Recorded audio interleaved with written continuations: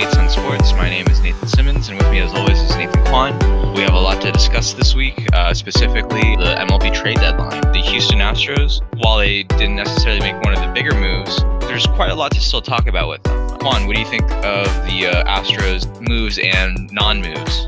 Well, I think Dallas Keuchel said it best. He said disappointment is a little bit of an understatement. The Astros went for one of the big fish in the bullpen. They were rumored to a lot of different relievers, Justin Wilson, Zach Britton, Brad Hand of the Padres. They ended up getting a minor ad in getting Francisco Liriano from the Toronto Blue Jays in exchange for Nori Aoki and Teoscar Hernandez. On this trade, Liriano doesn't have a good ERA at all. It's near 6, but he has good splits against left-handed batters. And Tony Sipp's just been so terrible this year for the team that they felt like Liriano was worth an upgrade in getting rid of Teoscar Hernandez, which was the Astros' number 9 overall prospect. He had a little time in the major leagues. I liked what I saw from him in his limited action. It's just there's so many outfielders on this team with Springer, Reddick, and Derek Fisher, who I think this trade opens up more playing time for him. He's the number 4 overall prospect, and he's been pretty good in limited action so far this year. So trading Aoki opens up an outfield spot, and Fisher's played every game since that trade, and he's looked pretty good out there. So hopefully that's a bit of an upgrade. But again, the Astros had the worst bullpen ERA in the majors since the All-Star break. And so the impetus was there to get another high quality, high leverage reliever. And in the end, it seemed like a lot of the rumors coming out was that the Baltimore Orioles kind of screwed us over. They ended up not trading Zach Britton, and it seemed like Jeff Luhnow's, all his eggs were in that basket. And when the Orioles decided not to move him, the Astros were left with kind of nothing. And at this point, it's going ahead with the team that they have. They still have the best record in the American League. They still have the best offense in the majors. It's just going to be whether or not that pitching can hold up. The bullpen, again, has really struggled. A lot of that has been due to the starting pitchers being on the disabled list and causing the bullpen to get really overworked. But a lot of the guys that you would hope to depend on in a postseason situation, I mean, there's not many guys on that list. And I mean, that's just a concern for us going forward. Yeah, no, I don't really like the lack of moves from the Astros from this trade deadline. I mean, granted, like you said, I think they really were putting all their eggs into the Zach Britton basket. But I mean, at the same time, too, let's talk about the Baltimore Orioles for a little bit. I have no idea what they were doing. They made a trade for starting pitching, essentially trying to buy in, even though they as a team are just not that good and aren't very likely to make it to the playoffs. But not only did they decide to buy in, but that meant that they decided not to trade away Zach Britton, one of the best closers in MLB. And so that kind of really screwed you guys over. Yeah, and there's a lot of different angles to this. 2 years ago in 2015, the Astros got off to that ridiculous start in April, and they were leading the American League West for most of the season. But the second half, they started to break down. And Jeff Luhnow made 2 deals, one for Scott Kazmir from the Oakland A's, and then the other one was getting Carlos Gomez and Mike Fiers from the Brewers. I would say both trades kind of didn't work out. Fiers did throw a no-hitter, and he's been a solid player in the rotation the last 2 years, but Gomez was released in 2016. And then Scott Kazmir, while he was good initially, he broke down the stretch, and he was not dependable in the playoffs for the team. So I don't know. Some have speculated that maybe this is Jeff Luhnow being a little gun shy to make another big move, trading away prospects. And a lot of people have said that Derek Fisher was the name that came up over and over in trade talks, and the Astros didn't feel like they wanted to lose him, and they believe in Derek Fisher as a quality and major league player. So, I mean, we'll see what happens down the road, whether or not Luhnow's belief in the prospects on the team will pay off in this year and in the future. For sure. But as I alluded to earlier, the Astros are not the only Texas team that made moves at the deadline. Texas Rangers, sad to say, decided that they were sellers, which for all intents and purposes is 100% correct. Unfortunately, it was very much a buyer's market. And so they ended up trading away Yu Darvish, who for the past 5.5 years has been one of the best pitchers in the major leagues, and honestly one of the best pitchers that the Texas Rangers have ever had. He got traded for not necessarily, I would say, a bad package, but I would say a somewhat disappointing package. We weren't able to get any of the top 3 to 4 prospects out of the Dodgers system. But that also being said, I feel like Willie Calhoun that's who's the centerpiece of the of the deal coming to Texas. I feel Willie Calhoun is a little bit underrated just because, like, yeah, he's not good defensively, but I mean, his bat is very much elite, and he's someone that can put the ball in play, which is something that they sorely need, considering how up and down the lineup right now, especially among their younger players. They don't really have anyone that's like that can hit for average outside of Elvis Andrus. I mean, at the end of the day, though, it's kind of sad to see Yu Darvish go. I mean, he's one of my favorite players of all time. One of my favorite players to ever play for the Texas Rangers. He's always someone that was like super exciting to watch pitch, which is something I usually don't say about pitchers, just because like it's become a little bit like mechanical or rudimentary to watch someone go up to the mound and just try pitching, and try not to give up a run. But like with Yu Darvish, he just had such electric stuff, and it was just sort of like fun to watch, like the ball like just completely jump out of his hands and just like make absurd sort of like turns and curves. But it's neither here nor there. I mean, the Los Angeles Dodgers are 100% winners of the trade deadline. At the end of the day, too, I don't think the Rangers did too poorly with it. They also traded away Jeremy Jeffress for a player to be named later, I believe, and they also traded away Luke Roy for a player to be named later. They were successful enough to sell off the assets that they could. It would have been also nice to maybe have seen them try selling off Carlos Gomez, but I don't know what the situation is with him, and maybe he's interested in coming back to the Rangers. That's sort of my take with the Texas Rangers. What are your thoughts? Well, I think being that Darvish was a rental essentially for the last 2 months of the year, getting anything for him is a good haul. And it seems like the Rangers did get a couple of decent prospects from the Dodgers. Obviously, having an attachment to a player, I mean, I get that. When the Astros were terrible and they were trading away pieces left and right, Hunter Pence was traded, Bud Norris. I mean, it made sense for the team given the way that they were, but still, when the player has contributed so much for your team the last couple of years, it's tough to see them go. But I think it's solid moves by the Rangers, and they might not be done. August is when the players have to clear waivers before they can be traded. But there's been rumors that Mike Napoli might be a candidate that passes through waivers. So we'll see what happens in August. But let's talk about some other trades from the deadline. The Yankees got Sonny Gray from the Oakland A's. They bolstered their starting rotation and going into this stretch run and trying to win that American League East. And then the Nationals bolstered their bullpen. They got Brandon Kinsler from the Twins. What do you make of those deals? Well, at first, I like the deal for the Yankees. They were able to trade away like 3 prospects that had injury concerns and get someone with, like, granted, has not been really able to repeat the peak that he had as a Cy Young contender, but I mean, he's someone that's A, still very young, B, also has plenty of years of control after this. And then, yeah, I mean, it just really helps with the rotation. As for the Nationals, I like the move, but I mean, I don't know if at the end of the day, too, I think they're running away with the East, so it's not too big a deal. Like, what are your thoughts? Again, contenders all around, not named the Houston Astros, making deals to bolster their club. Washington's bullpen struggles have been well documented. They got Sean Doolittle and Ryan Madsen from the A's earlier in the week, and then they get Kinsler, who's been really solid for Minnesota this year, to add to their bullpen, and the Yankees getting more starting rotation.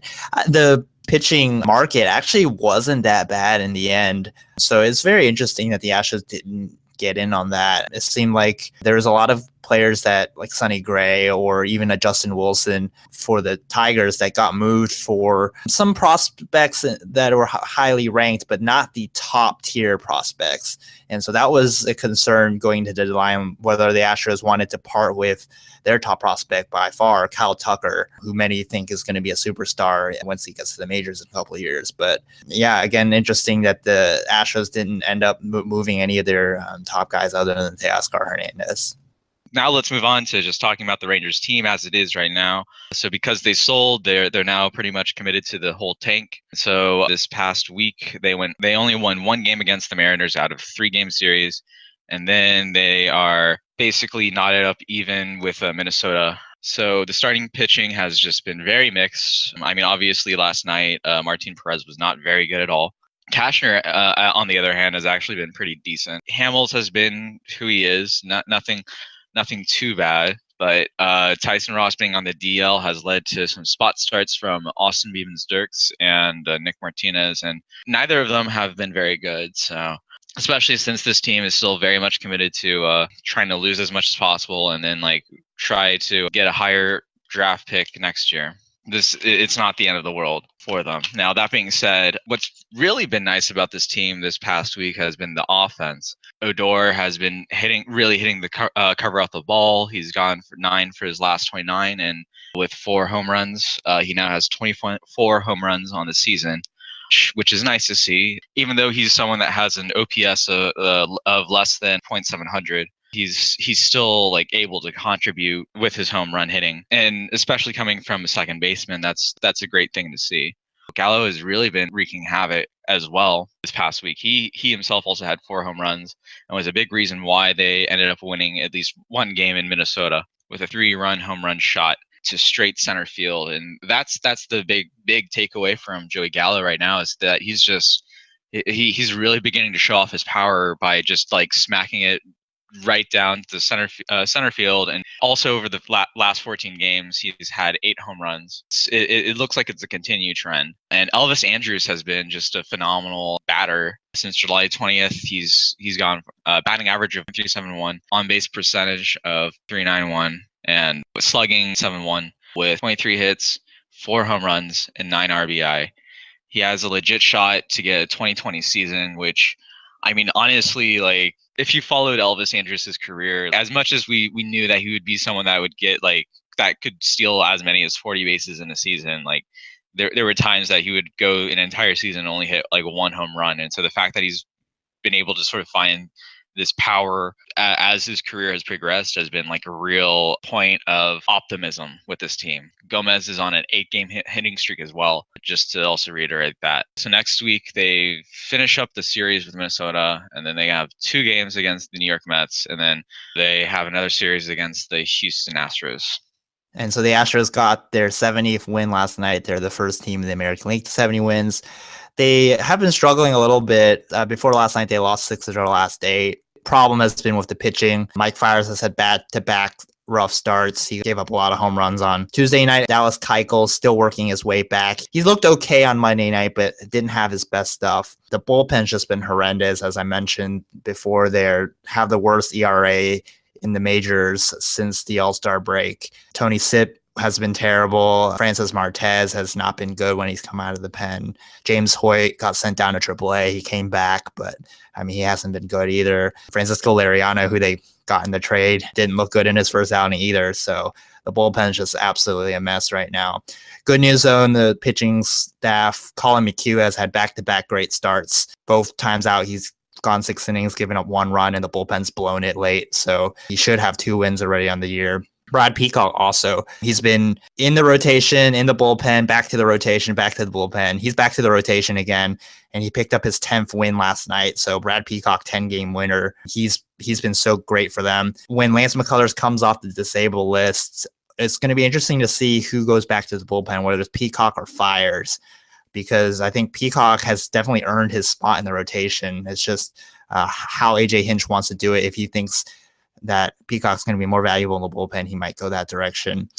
As I mentioned, McCullers on the disabled list again. He has not been good since he's come off the DL. The last 5 starts, he has an ERA over 6. So they put him back on the disabled list with back discomfort. We're just going to see how long he's going to be out. We need him down the stretch and going into the playoffs. He's our number 2 guy, and he hasn't looked like that in a couple of months. Tony Sipp also going to disabled list, and Michael Feliz, 2 struggling guys in the bullpen. And then in the lineup, Evan Gattis looks like he has a concussion, so he's going to be on the 7-day disabled list for that. And then George Springer has still been out with that strained quad. He looks to return next week. And Carlos Correa, of course, is still out, and he's going to be until mid-September. So in the lineup, again, it's a lot of guys out right now. But again, Jose Altuve is still a machine. He hit .485 in July, which is the highest batting average of any major league player since May of 2000, when Todd Helton hit .512 in that month. He has more games this year with 3+ hits than games with no hits. So just take a moment to think about that. He has more games with 3 hits than games of no hits this year. He was named American League Player of the Month. And then also, Yulieski Gurriel had a good July. He was named American League Rookie of the Month. He had 28 hits, 9 doubles, 20 RBI, slugged .565, and had OPS of 899. So he's been really steady for them. And he's taken the middle of the lineup role very well since Correa and Springer and all those guys have gone out. Also hot recently, Alex Bregman. He finally heating up. Looks like he's finally figured out Major League pitching and has been really, really consistent lately. Had 9 hits this past week, 2 home runs, 6 RBI. And then Derek Fisher, as I mentioned, the team believes in him and they're giving him that starting left field job every day. And he's responded. He's hit 9 for his last 27. So a lot of guys stepping up with Correa and Springer out in the lineup. So this upcoming week, they're playing the Blue Jays this weekend. Then they go on a road trip to Chicago to play the White Sox, and then they go to Texas to play the Rangers.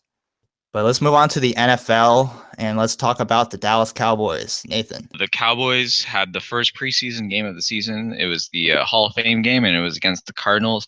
They ended up winning 28-18, but that was with the second units of both teams getting most of the snaps.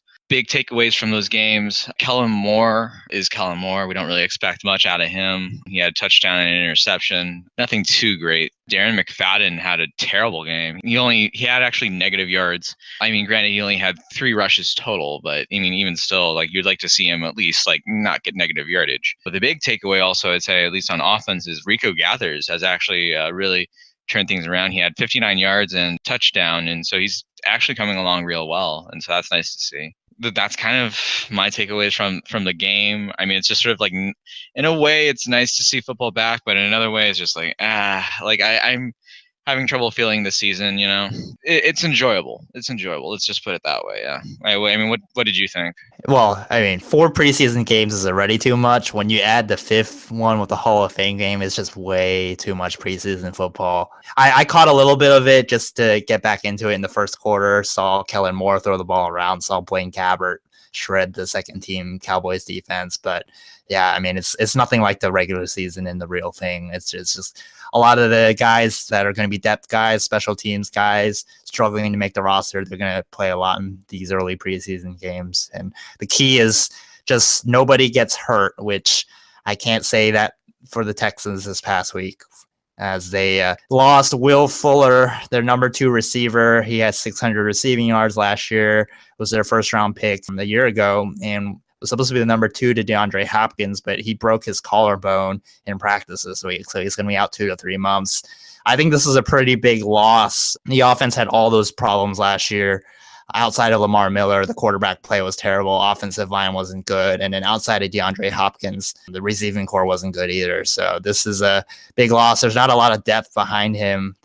We have Braxton Miller, who is a mid-round draft pick, and then Jalen Strong, who was a mid-round draft pick a couple of years ago that showed absolutely nothing. So I'm kind of concerned for the Texans. What other notes from Cowboys camp do you have? Jalen Smith has been recovering along nicely. He wasn't able to play pass game, but he should be able to participate sometime this preseason. And that's going to be real interesting to see, especially since like this guy was considered possibly a top 5 pick last year before getting that horrendous injury in the Fiesta Bowl. Outside of that, nothing really too much to report. Also, quick update on UT football. It looks like the coaches are buying into the Tom Herman hype because they ranked UT number 23 in the nation. So we'll see how that goes. I mean, obviously he had a lot of success in Houston, but I mean, this is a very different team than the Houston team that he had. So we'll see.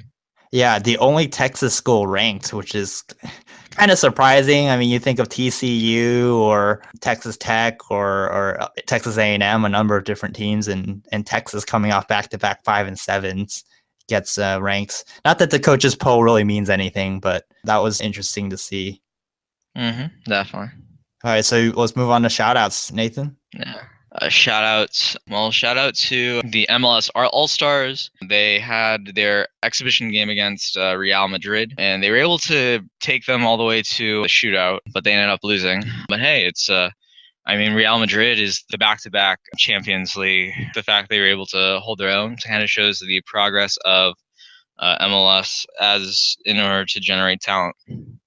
Yeah, and shout out to Dynamo defender DeMarcus Beasley, who, from the limited action I saw, looked like he was pretty good in the first half on the left-hand side of the defense. Yeah, also on MLS shout out news, I guess both teams return after the All-Star break tonight. So FC Dallas plays in Philly and the Dynamo play at RSL. Both squads should be back at 100% following Gold Cup and the All-Star break. Going to be a stretch run, final 2 months to see who gets into the playoffs in Major League Soccer. Also, shout out for me, shout out to Beyonce. So the Rockets, again, are looking to be sold right now, and Beyonce's name came up as she's interested in potentially purchasing a stake in the team. So she would follow a lot of music stars like Jay-Z, who owned a part of the Nets. So that would bring some star power to the Houston Rockets to have her as an owner. So shout out also to Los Angeles. They were announced that they're going to host the Olympics in 2028. So it looks like the Olympic Committee going with both Paris and LA. It looks like the Olympic Committee is going with two cities that have the established sports stadiums and the infrastructure, the hotels, the accommodations that they didn't get with the last two Olympics with Rio and Sochi. Also, shout out to Steph Curry, who playing this week in the PGA Tour at the Ellie Mae Classic. Barely missed the cut, but looking to see an NBA MVP on the golf course and doing pretty well. So shout out to Steph Curry. And then finally, shout out to Austin Jackson. He had a sensational catch this past week with the Cleveland Indians at Fenway Park against the Boston Red Sox, where he leaps over the triangle area in right center field and actually flipped into the Red Sox bullpen and held on to make the catch. So shout out to Austin Jackson. So I want you guys to visit our website, TwoNatesOnSports.com. Also like us on Facebook at TwoNatesOnSports. Subscribe to our YouTube channel, as well as iTunes, Stitcher, and Google Play Music, where you'll get a notification as soon as we release our new episodes. Also, you can email us with any comments, suggestions at TwoNatesOnSports@gmail.com. Nathan, I'll talk to you next week. Talk to you then, man.